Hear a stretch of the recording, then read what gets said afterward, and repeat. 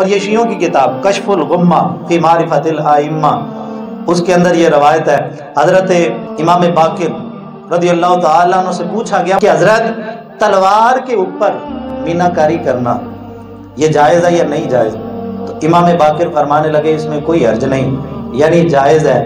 انہوں نے کہا جی دلیل دیں، کیوں جائز ہے؟ فرمایا اس لیے کہ ابو بکر صدیق نے کی تھی اپنی تلوار پہ نا مینا کاری، یہ حضرت صدیق اکبر نے کی تھی،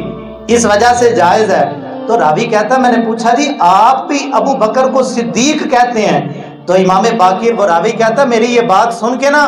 ابو جعفر محمد بن علی ایک دم جذبات کے اندر آ گئے اور غصے سے لال پیلے ہو گئے، اٹھے اور کہنے لگے ہاں وہ صدیق ہیں، یقیناً وہ صدیق ہیں اور اس میں کوئی شک نہیں ہے کہ وہ صدیق ہیں۔ اور فرمایا سنو، جو شخص ان کو صدیق نہیں کہتا اللہ تعالیٰ دنیا اور آخرت میں اس کو ہرگز سچا نہیں کرے گا، یعنی جو ابو بکر کو سچا نہیں مانتا وہ خود تو جھوٹا ہے دنیا کے اندر بھی، اور کل قیامت کے دن بھی وہ جھوٹوں کی صف کے اندر تو شامل ہو سکتا ہے، کبھی سچوں کی صف کے اندر شامل ہو سکتا